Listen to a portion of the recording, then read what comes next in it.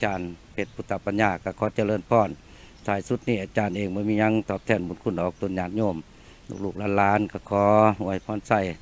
อายุวันนะขอให้ออกตนญาติโยมทั้งหมดมีอายุวันนะสุขะพละคำปูนมันยืนปฏิภาณธนสารสมบัติมันยืนคำปูนมีโศกมีใส่ไปทะเลแขวขาดปลอดภัยแต่ลายมีโศกมีใส่ก้าวหน้าตำแหน่งหน้าที่การงานการเงินสาธุปัจจุบันอยู่ภายในวัดแมนพวมก้าเกียมและตกแต่งสถานที่ให้มีความสวยงามรวมทั้งความพร้อมนัดต่างๆเพื่อห้องหับและบริการมวลชนชาวพุทธ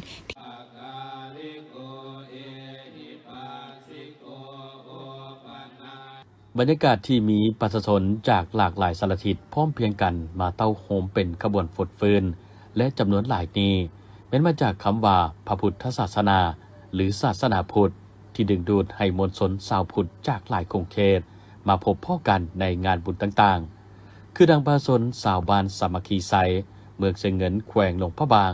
ซึ่งเป็นหมู่บ้านจัดสรรตั้งอยู่แคมป์ขานตอนใต้ที่ถูกยุบโฮมกันใน10หมู่บ้านที่ยกย้ายมาจากผลกระทบการก่อสร้างเขื่อนไฟฟ้าน้ำขาน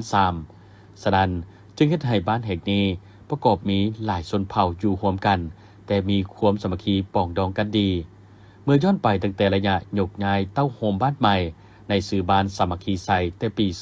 2014 บ้านแห่งนี้แม้ยังบ่ทันมีวัดเพื่อให้ประชาชนได้ร่วมทำบุญในวันสำคัญต่างๆแต่เนื่องด้วยจิตใจของประชาชนชาวบ้านที่เริ่อมใส่ในพุทธศาสนาอยู่แล้วมาตั้งแต่ข่าวอาศัยอยู่บ้านเก่าจึงให้อำนาจการปกครองบ้านเท่าแก่เดลโฮมและประชาชนพร้อมเพียงกันสร้างตั้งวัดขึ้นตั้งแต่ปี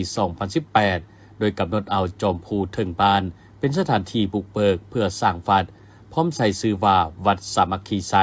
ตามชื่อของบ้านหรือหลายคนอาจจะรู้จักในชื่อบ้านจัดสรรสามัคคีไซฉะนั้น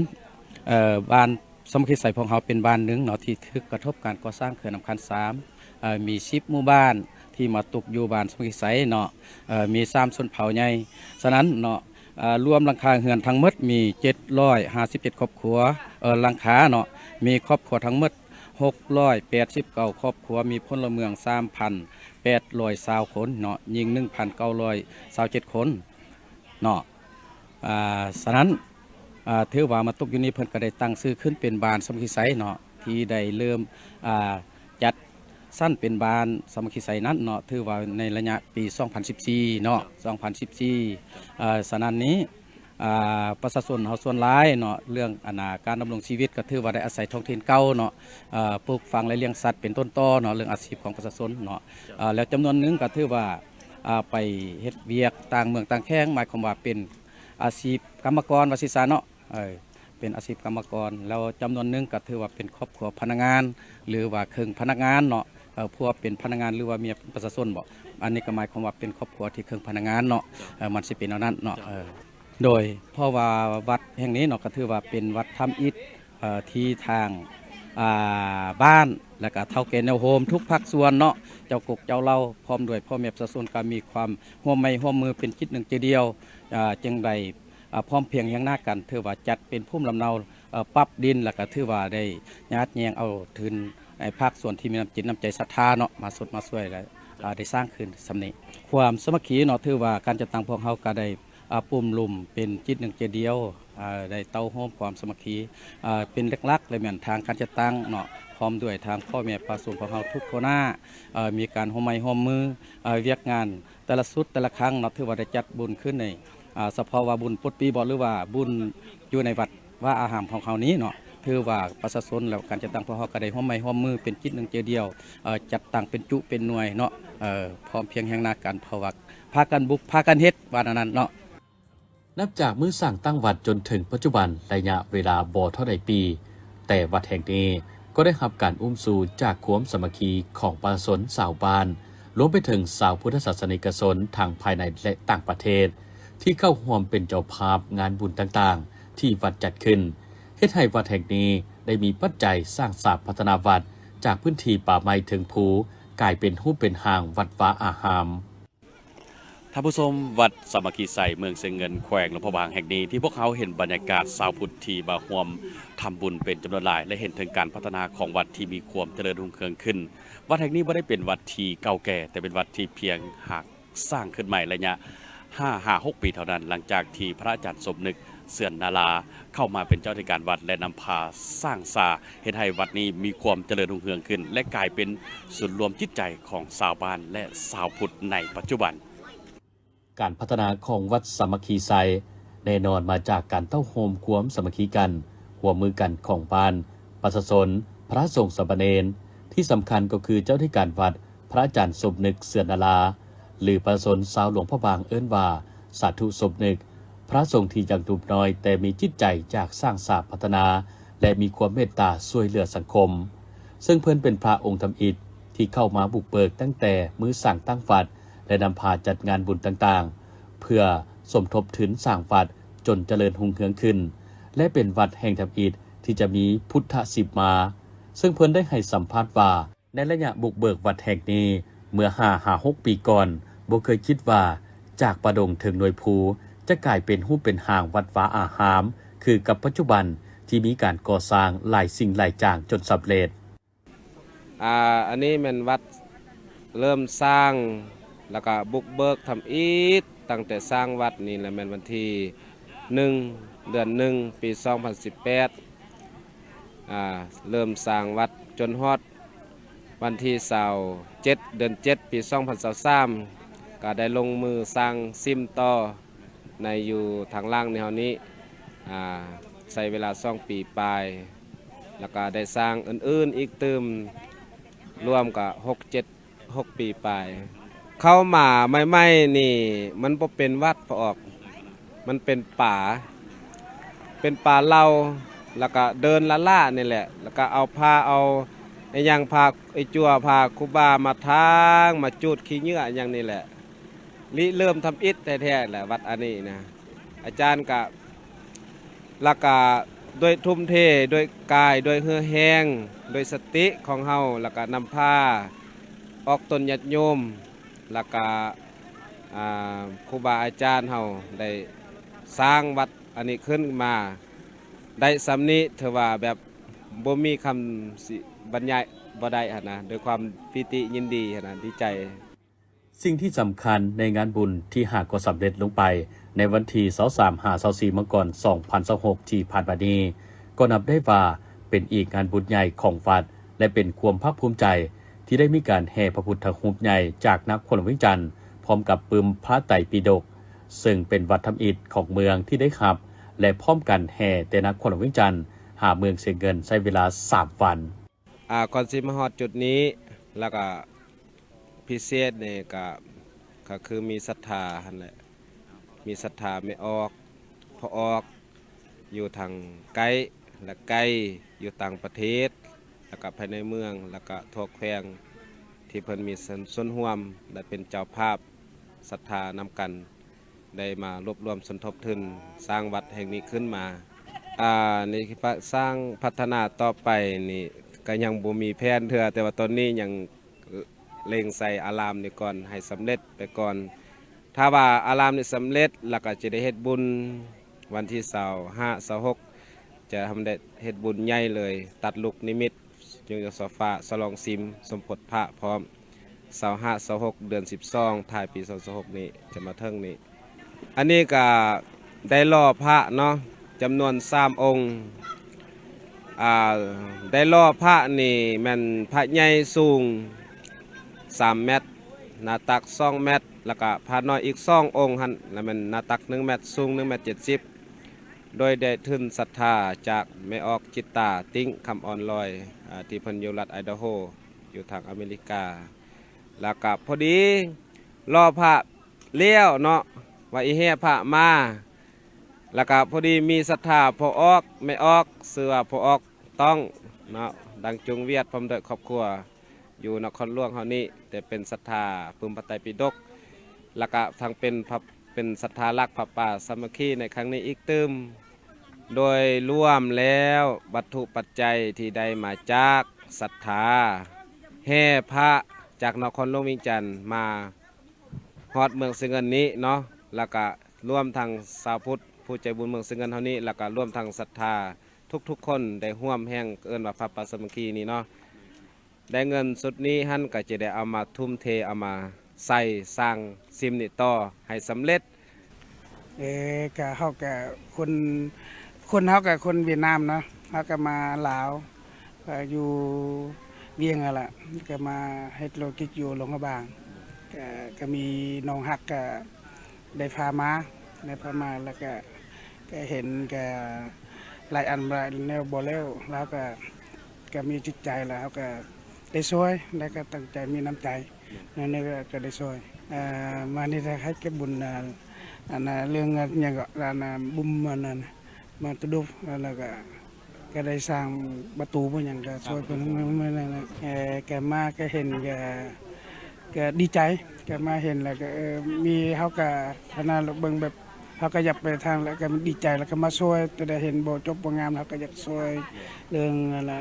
ไปทางธรรมทางวัดทางหยังแล้วก็อยากตัวได้ช่วยได้ก็ช่วยแกไปประกาศเห็นชุมชนเฮาก็ดีใจนำแถวบ้านแล้วก็มาเบิ่งมาแย่งมาช่วยเฮาก็ดีใจนำหลายก็เห็นลูกๆหลานๆก็มาเฮาก็เขาก็สุดยอดเลยลูกหลานอยู่นี่ก็ดีใจมาเบิ่งมาแย่งวัด งานบุญครั้งนี้นอกจากจะมีพิธีแห่พระพุทธรูปหรือพระเจ้าใหญ่และปึ้มพระไตรปิฎกแล้ว ยังมีการตั้งกองผ้าป่าสามัคคีเทราพิเศษกโคตทรงและอุปสมบทหรือบวชพระที่ได้มีการเต้าโหมชาวพุทธจากเขตต่างๆเข้าร่วมเพื่อพร้อมเพรียงกันทำบุญและสมทบทุนสืบต่อก่อสร้างพุทธศิมาที่พวมก่อสร้างนี้ให้สำเร็จและคาดว่าจะได้เฉลิมฉลองและตัดลูกนิมิตพร้อมทางสมโพธิพระพุทธรูปใหญ่ในเดือนธันวาคมท้ายปี 2026 ที่ พิธียกยอดส่อฟ้าใส่สำนักงานประธานศูนย์กลางองค์การพุทธศาสนาสัมพันธ์แห่งสาธารณรัฐประชาธิปไตยปาสสุลาวแม่นเป็นหนึ่งในพิธีทั้งศาสนาภายในงานบุญฉลองผลสำเร็จการจัดทำปื้มพระไตรปิฎกลาวระหว่างวันที่26-31 มังกร 2026อยู่ที่เดินกลุ่มมาเรียนพระธาตุหลวงเวียงจันทร์ซึ่งในปีนี้พิธียกยอดส่อฟ้าแม่นได้จัดขึ้นในตอนแล้งของวันที่30 มังกรโดยการเป็นประธานของพระอาจารย์ใหญ่มหาเวทมเสนัยประธานศูนย์กลางองค์การพุทธศาสนาสัมพันธ์แห่งสาธารณรัฐประชาธิปไตยปาสสุลาวพร้อมด้วยคณะบริหารงานศูนย์กลางมีบรรดาประธานองค์การพุทธศาสนาสัมพันธ์ลาวแขวงองค์การพุทธศาสนาสัมพันธ์ลาวเมืองภายในนครเวียงจันทร์และพระสงฆ์สามเณรเข้าร่วมฝ่ายคารวาสเข้าร่วมโดยแม่ป้านาลีศรีสุริตภรรยาทานประธานประเทศแม่ป้าเวียงเงินไข่คำพิทูลภรรยาประธานศูนย์กลางแนวลาวต่างชาติมีบรรดาการนำผักหลาดครอบครัวการนำอดีตการนำขันสูงเจ้าภาพเจ้าสถาพุทธบริษัทและมวลชนชาวพุทธเข้าร่วมเป็นจำนวนหลายพระอาจารย์อธิปไตยไมตรีจิตรองประธานศูนย์กลางองค์การพุทธศาสนาสัมพันธ์ลาวหัวหน้าห้องการบริหารงานศูนย์กลางองค์การพุทธศาสนาสัมพันธ์ลาวได้ให้สัมภาษณ์ว่า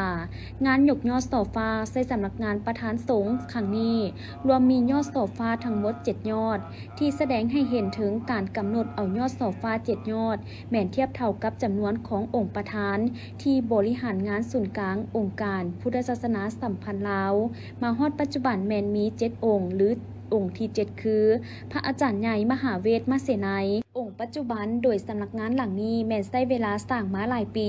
เริ่มต้นตั้งแต่สมัยประธานสงฆ์องค์ที่5และนำพาสืบต่อสร้างมาจนสำเร็จพร้อมขึ้นอยู่ในสมัยประธานสงฆ์องค์ที่7ในปัจจุบันขอน้อมไหวพระรัตนตรัยขอน้อมถวายความเคารพแด่พระอาจารย์ใหญ่ประธานพระมหาเถรานุเถระเจริญสุขสบายดีมายังการนำผักหลัดขอบกว่ากันนำตลอดเทิงพระสันลามันดับเฮาในการสร้างกุฏิ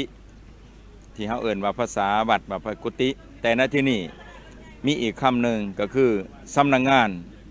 ประธานศูนย์กลางองค์การพุทธศาสนาสัมพันธ์แห่งสปปลาวอันนี้คือสื่อเต็มเอ่นมาสำนักงานในสำนักงานนี้แม่นพวกเฮาได้ทำการเฉลิมฉลองในการยกยอดโซฟาในการสูตรมงคลในการเฮ็ดพจน์สงฆ์เทระพิเศษยทัญญาประธานในการจะขึ้นอยู่บริหารงานอยู่ในสำนักงานสถานที่นี้สำนักงานประธานสงฆ์ได้สร้างมาตั้งแต่สมัยที่7ประธานสงฆ์องค์ที่6ประธานใหญ่มหางอนดำรงบุญริเริ่มสร้างและมรับมอบและก็สำเร็จในการสร้างไป95%ในสมัยที่8 โดยมีประธานใหญ่มหาบุญมาสิมพรหมประธานสงฆ์องค์ที่ 6 สมัยที่8เนาะและมาสำเร็จมาขึ้นอยู่บัดนี้มาขึ้นอยู่แม่นประธานใหญ่มหาเวทมาเสนัยเป็นประธานศูนย์กลางอปสเป็นองค์ที่ 7 สมัยที่9เนาะแม่นพวกเฮาได้เฉลิมฉลองในมื้อนี้ที่ได้สัมภาษณ์แก่บรรดาสื่อทั้งหลายเพื่อความเข้าใจและกระจ่างแจ้งในการนำใส่สำนักงานประธานสงฆ์ในที่นี้คำว่าสำนักงานประธานสงฆ์แม่นพวกเฮาก็ได้ยินว่าสำนักงานก็ถือว่าเป็นบอนบริหารงานบอนเฮ็ดเวียกเนาะกันภาษาชาวบ้านหรือกระทรวงทั้งหลายก็แม่นกระทรวงหรือว่าสำนักงานในการบริหารงานเวียกงานบ่แม่นกุฏิบ่แม่นบ่อนพำนักบ่อนอยู่คันกุฏิประสงค์ก็จะอยู่ในวัดในว่าเนาะอันนี้เอิ้นว่าสำนักงานประธานสงฆ์ศูนย์กลางอปสเนาะในนี้ก็จะมีห้องบริหารงานเนาะของญาติใหญ่ประธานศูนย์กลางอปสและก็ห้องบริหารงานของญาติใหญ่ห้องประธานพระอาจารย์หัวหน้าและห้องประธานในกรรมาธิการทั้ง5และห้องการซึ่งมีอยู่องค์ประธานองค์ห้องประธานที่อาวุโสประธานใหญ่บุญสวนองค์ประจำการและสำหรับห้องประธานองค์รองลงมาในหัวหน้ากรรมาธิการแม่นมีอยู่6ภาคส่วน1ห้องการบริหารศูนย์กลางอปส2กรรมาธิการปกครองสงฆ์ศูนย์กลางอปส3กรรมาธิการศึกษาสงฆ์ศูนย์กลางอปส4กรรมาธิการเผยแผ่ศีลธรรมในปฏิบัติกรรมฐานศูนย์กลางอปส5กรรมาธิการสาธารณูปการศูนย์กลางอปสและ6กรรมาธิการการต่างประเทศศูนย์กลางอปสอันนี้คือ6ภาคส่วนแต่ว่ามานำใส่ในที่นี่แม่นเป็นองค์ห้องประธานเป็นองค์ประธานเป็นห้องประธานแล้วก็เป็นหัวหน้ากรรมาธิการส่วนสำนักงานของพนักงานของอาสาสมัครที่เป็นฆราวาสหรือเป็นพระสงฆ์ทั่วไปแม่นยังอยู่สำนักงานเหมือนเดิมอยู่ที่มหากดีและอยู่หอธรรมสภาหอธรรมสภาเป็นสำนักงานใหญ่เป็นส่วนกลางถึงในการปินอ้อมเวียกงานทั้งหลายเนาะในที่นี้แม่นเฉพาะองค์ประธานองค์ห้องประธานและก็หัวหน้ากรรมาธิการต่างๆที่ได้ขึ้นมาบริหารงานในสถานที่นี้เนาะเจ้า ในงานบุญยกยอดเสาฟ้าและฮดสงฆ์พามหาเถระขนาดจัดทำพระไตรปิฎกแล้วครั้งนี้แม่นได้มีเจ้าภาพเจ้าสถาจำนวนหลายครอบครัวที่ได้ร่วมเป็นเจ้าภาพเจ้าสถากองฮดสงฆ์และยอดเสาฟ้าที่นำพาโดยครอบครัวการน้ำผักลาดและบรรดาบริษัทต่างๆคือดังครอบครัวของท่านนางสมสนุกไซสนะวงเพชรที่ได้ให้สัมภาษณ์ว่าครอบครัวของเพิ่นก็แม่นส่วนหนึ่งที่ร่วมทำบุญกับพระพุทธศาสนามาหลายงานบุญช่วยประกอบส่วนสร้างสถาปฏิสังขรณ์วัดวาอารามต่างๆที่สำคัญในงานครั้งนี้ก็ได้เป็นเจ้าภาพกองโฮสต์พระมหาเถระที่เพิ่นได้สร้างคุณประโยชน์แก่ศาสนาก็คือประเทศชาติให้การทุ่มเทจัดทำพระไตรปิฎกแล้วจนสำเร็จสมบูรณ์มีความภาคภูมิใจที่พวกข้าน้อยได้มีโอกาสเป็นเจ้าศรัทธาร่วมโฮสต์สงฆ์พระเถระนุเถระที่เพิ่นได้พัฒนาที่เพิ่นได้บุกเบิกและได้สร้างพระไตรปิฎกให้สำเร็จในครั้งนี้ถือว่าพวกข้าน้อยมีความรู้สึกภาคภูมิใจและก็มีความศรัทธาในการ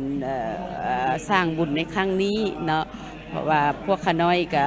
เป็นผู้หนึ่งที่อยากประกอบส่วนสุขยุคำสู่พุทธศาสนาขอให้ศาสนาเจริญรุ่งเรืองถือว่าเป็นโอกาสอันหนึ่งที่เฮ็ดให้บริษัทพวกข้าน้อยมีส่วนร่วมพัฒนาพุทธศาสนาให้เจริญรุ่งเรืองคำสู่ประเทศชาติให้มีความอยู่เย็นเป็นสุขผาสุขทางบริษัทของพวกเขาก็ได้มีการประกอบส่วนสร้างพระสังฆราชอยู่ในหอธรรมสภาและได้บำรุงพุทธศาสนามาโดยตลอดกับแม่นมีส่วนร่วมทุกกิจกรรมของพุทธศาสนาพวกเขาก็ได้มีส่วนร่วมบริษัทพวกเขาก็ได้มีส่วนร่วมประกอบส่วน นับจากนี้สำนักงานองค์การพุทธศาสนาสัมพันธ์แห่งสาธารณรัฐประชาธิปไตยปาซาลาวแม้นจะได้ย้ายมาประจำอยู่ตึกหลังนี้เพื่อดำเนินจัดตั้งปฏิบัติเวียกงานต่างๆนับตั้งแต่องค์ประธานรองประธานรวมไปถึงบรรดาห้องการทั้ง5กรรมาธิการคือกรรมาธิการปกครองสงฆ์กรรมาธิการศึกษาสงฆ์กรรมาธิการเผยแผ่ศีลธรรมและปฏิบัติกรรมฐานกรรมาธิการการต่างประเทศและกรรมาธิการสาธารณูปการซึ่งจัดขึ้นในท่าอาทิตย์ผ่านมาก็ได้รับฟังการผ่านทิศทางแผนการจัดตั้งปฏิบัติเวียกงานประจำปี 2026 ในนั้นคณะสหพันธ์กรรมบาลเมืองไซธานีจะสืบต่อปลุกระดมสมาชิกกรรมบาลกรรมกรและสาวโภคแรงงานบรรดาเผ่าภายในเมืองจัดตั้งปฏิบัติแนวทางนโยบายของพรรคระเบียบกฎหมายของรัฐมติคำสั่งของขันเทิงก็คือแผนพัฒนาเศรษฐกิจสังคม5 ปีครั้งที่ 8 ของเมืองบางออกก็คือปฏิบัติผลสำเร็จมติกองประชุมใหญ่ครั้งที่ 10 ผู้แทนกรรมบาลเมืองไซธานีจะสืบต่อประสานสมทบคณะอำนวยการโรงเรียนภาคเอกชนโรงจักรโครงงานหัวหน่วยธุรกิจเพื่อขยายการจัดตั้งให้ได้5 ฮักฐานและขยายสมาชิกกรรมบาลใหม่ให้ได้100 คนขึ้นไปสืบต่อติดตามกวดกาแบบแผนวิธีเฮ็ดเวียกของคณะกรรมบาลฮักฐานให้สอดคล้องกับพระบทบาทสิทธิและหน้าที่ของตนพร้อมทางปรับปรุงคณะกรรมบาลฮักฐานที่มีการเปลี่ยนแปลงลงติดตามสุขยูสมาชิกกรรมบาลในการจัดตั้งปฏิบัติขอแข่งขันหาเป็นเจ้าอยู่แต่ละฮักฐานภายในเมืองให้เป็นขบวนฝึกฟื้นและให้สามารถยั่งยืนสมาชิกกรรมบาลและฮักฐานหาเป็นเจ้าบรรลุคาดหมาย95 ส่วนห้อยขึ้นไปนอกจากนี้ยังจะเอาใจใส่สืบต่อประสานสมทบกับภาคส่วนเกี่ยวข้องเป็นต้นห้องการแรงงานและสวัสดิการสังคมห้องการอุตสาหกรรมและการค้าองค์การปกครองขันต่างๆเพื่อลงเก็บกรรมบรรดาโรงจักรโรงงานที่มีข้อขัดแย้งระหว่างผู้ใช้แรงงานและผู้ออกแรงงานให้เป็นปกติเอาใจใส่สืบต่อลงสุขรูปเวียกงานสั่งสัญญาแรงงานร่วมหมู่อยู่บริษัทโรงจักรโรงงานหัวหน่วยธุรกิจไทยได้2 แห่งขึ้นไปและลงสุขยูสร้างความเข้มแข็งทางด้านเวียกงานกรรมบาลให้สมาชิกกรรมบาลกรรมกรอยู่หัวหน่วยแรงงานให้ได้บุรุษ3 แห่งสืบต่อประสานสมทบกับศูนย์กลางสหพันธ์กรรมบาลลาวและสหพันธ์กรรมบาลนครหลวงจันทร์ลงสุขยูส่งเสริมเวียกงานความปลอดภัยและสุขภาพแรงงาน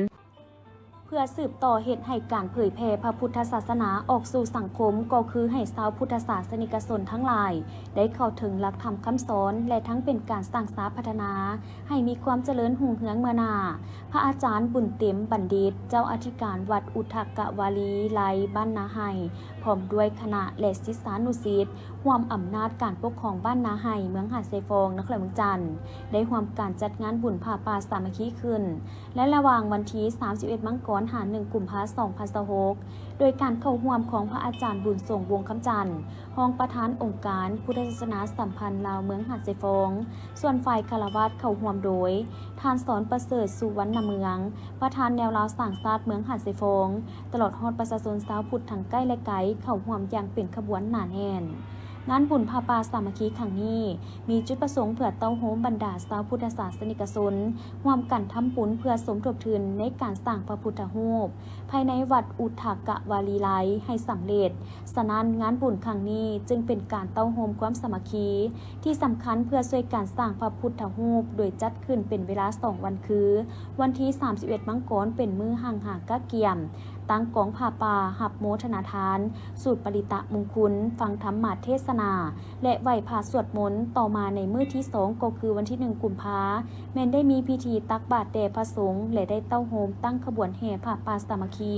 เข้าหาวัดเพื่อนำถวายตามพิธีทางศาสนาขออนุโมสาธุนำออกตนญาติโยมเบิดสุภุสุคนที่มีจิตใจเลื่อมใสในบวรพุทธศาสนามาร่วมทานบริจาคช่วยสร้างหอพระเจ้าใหญ่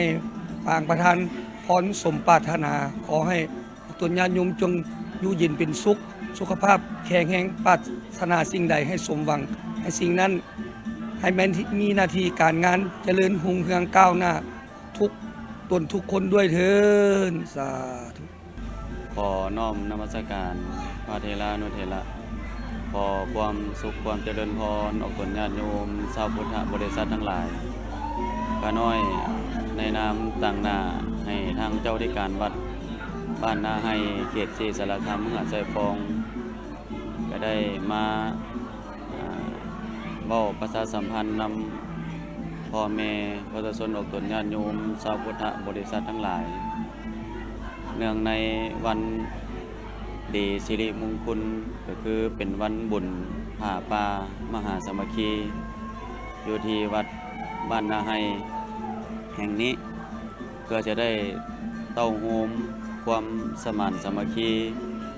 ของพ่อแม่ประชาชนลาวบรรดาเผ่าภายในบ้านและกับบ้านใกล้ชิดมิตรใกล้เคียงทั้งหลายที่มีภาษาทศรัทธาเลื่อมใส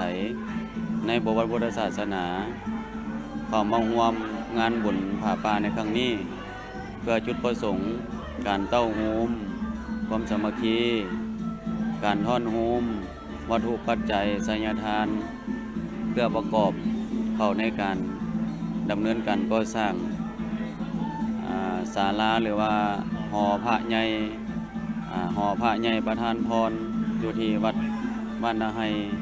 ที่ยังบ่ทันได้สำเร็จก็ขอเชิญชวนทุกญาติโยมทั้งหลายมาร่วมสังนำกับทำบุญนำกัน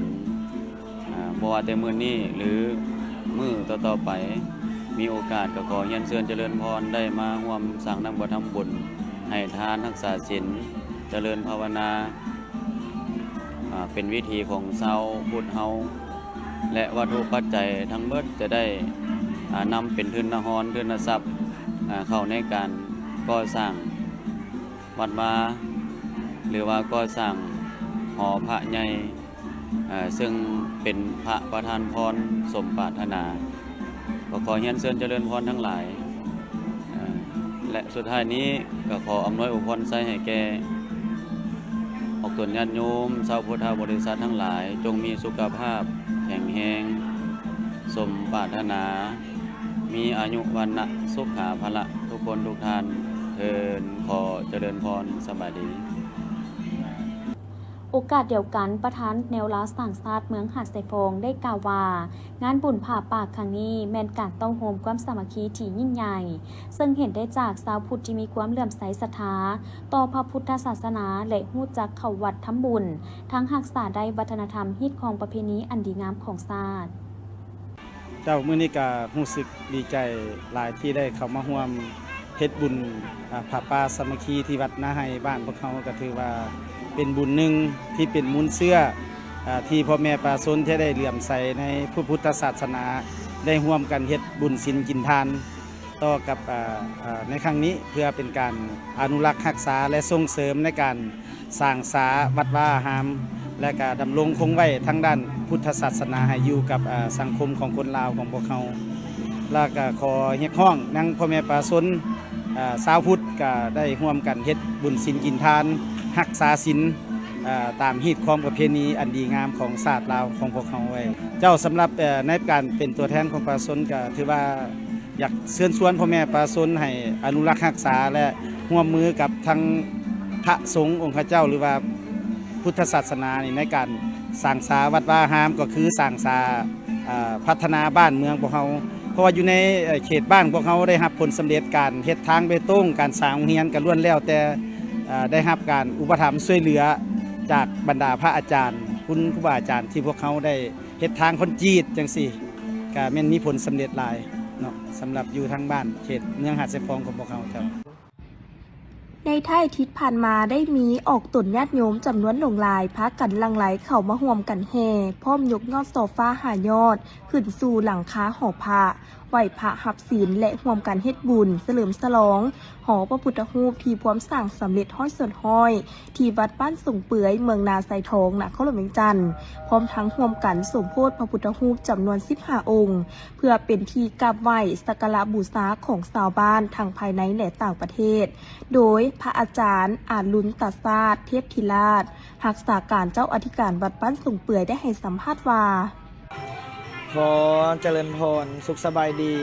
บรรดาท่านสาธุชนอกตนญาติโยมทั้งหลายมื้อนี้ทางวัดบ้านส่งเปื่อยเมืองนาไซทองนครหลวงเวียงจันทร์ของพวกเราก็ถือว่าเป็นบรรยากาศที่มีความหมายและความสำคัญท่ามกลางการเฮ็ดบุญยกยอดโซฟาและก็เฉลิมฉลองหอพระพุทธรูปที่ความสร้างสำเร็จและนอกจากนี้ในค่ำคืนอีกบ่เท่าใดนาทีนี้จะมีการสมโภช พระพุทธรูปจำนวน15องค์ของเจ้าภาพเจ้าศรัทธาที่ได้เป็นศรัทธาสร้างองค์พระพุทธรูปเพื่อมาประดิษฐานอยู่ในหอพระแห่งนี้เพื่อให้เป็นที่กราบไหว้สักการะบูชาของออกตนญาติโยมชาวพุทธทั้งหลายทั้งภายในและต่างประเทศที่ได้เดินทางขึ้นเหนือล่องใต้ไปใกล้ไปไกลผ่านวัดบ้านทรงเปื่อยแห่งนี้ซึ่งว่าหอพระหลังนี้ก็เป็นหอพระทางปูชนียสถานอันสำคัญเป็นศาสนวัตถุอันยั่งยืนที่แสดงถึงความเจริญรุ่งเรืองของพุทธศาสนาและความเจริญรุ่งเรืองของประเทศชาติบ้านเมืองให้เคียงคู่อยู่กับออกตนญาติโยมคนลาวบรรดาเผ่าฉะนั้นแล้วมาฮอดในเวลานี้พวกเขาก็ได้เฮ็ดบุญเฉลิมฉลองยั่งยิ่งใหญ่มโหฬารและกระทำกลางความปิติดีอกดีใจของครูบาอาจารย์ตลอดฮอดองค์การจัดตั้งบ้านเฒ่าแก่แนวโฮมพ่อแม่ประชาชนและเจ้าภาพเจ้าศรัทธาทั้งหลายที่ได้มาร่วมอุปโภคทานเฮ็ดบุญในมื้อนี้ในนามอาตมาภาพหรือข้าน้อยเองในนามองค์รักษาการว่าการเจ้าอธิการวัดบ้านทรงเปื่อยก็ถือว่ารู้สึกปิติใจดีอกดีใจหลายและก็ขออนุโมทนาขอบอกขอบใจมายังพ่อแม่ครูบาอาจารย์ตลอดฮอดอกตนญาติโยมเจ้าภาพที่อุปถัมภ์ให้การค้ำสู่บริจาคสร้างนำกระทำบุญอุปถัมภ์วัดบ้านทรงเปื่อยตลอดมาด้วยดีก็ขออนุโมทนาอ้างอิงเอาคุณพระศรีรัตนตรัยคือคุณพระพุทธคุณพระธรรมและคุณพระสงฆ์จงมาเป็นเดชะตบะคุ้มครองให้บรรดาท่านทั้งหลายจงประสบพบพอไปได้ความสุขความเจริญดังพร4ประการคืออายุวันนะสุขภาละทุกท่านทุกคนตลอดไปเทินขออนุโมทนาสาธุ พร้อมนี้ทันนางแสงตะเวนบุกพรมวิหารเจ้าของวิทยาลัย BCT เพื่อการศึกษาด้านไอทีต่างหน้าให้กับเจ้าภาพเจ้าศรัทธาก็ได้ให้สัมภาษณ์ว่าตนและครอบครัวมีความรู้สึกดีใจที่ได้ร่วมเฮ็ดบุญเฮ็ดทานในครั้งนี้โดยได้นำเอาวัตถุปัจจัยที่ออกมาจากความบริสุทธิ์ใจซึ่งผ่านมาทางครอบครัวก็ได้ร่วมทำบุญมาแล้วหลายวัดรวมถึงวัดบ้านสูงเปื่อยเมืองนาไซทองนครหลวงวิจารณ์ในครั้งนี้ก่อนอื่นก็ขอสบายดีเนาะทุกท่านทุกคนเด้อเฮาละในนามครอบครัวเนาะท่านอุตตมะนางแสงตะวันบุตรพรหมวิหารพร้อมครอบครัวแล้วก็มีที่เป็นเจ้าศรัทธาในการเฮ็ดบุญในครั้งนี้และแม่นยอดโซฟาหัน3ยอดยอดเอกยอดทำอิฐนั่นแหละแม่นครอบครัวท่านอุตตมะนี้ก็คือครอบครัวนี้พร้อมครอบครัวแล้วยอดที่2หั่นละแม่นน้องสาวกับของน้องเคยเท่าตู่นางสุขสะครดวงพระจันทร์เนาะอยู่สหรัฐอเมริกาและยอดที่3หั่นละแม่นของเฮาแฟรนซิสโกน้องเคยและน้องสาวนางรัศนีพรพร้อมครอบครัวก็เป็นเจ้าศรัทธาทานพระพุทธรูปศรัทธาพระพุทธรูปพระ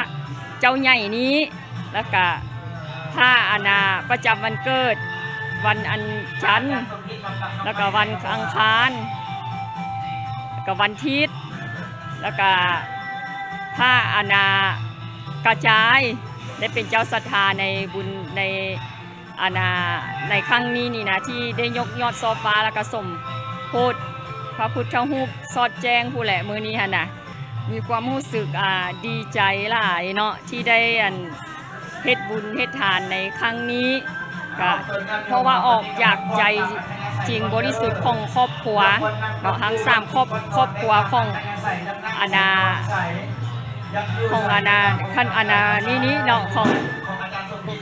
ผู้กำลังเว้าอยู่นี่แหละแล้วก็ครอบครัวน้องนุ่ง3ครอบครัวเอ้ยน้องนี่แล้วก็แม่น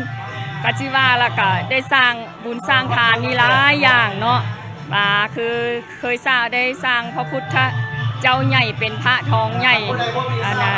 อยู่สิมบ้านโนนสว่างเมืองยังคำแข้งยังจันก็พร้อมกัน3ครอบครัวน้องแล้วก็ได้สร้างหลายๆอย่างนั่นแหละเนาะได้เฮ็ดบุญแล้วก็อยู่วัดดอนแก้วก็สร้างพระพุทธเจ้าใหญ่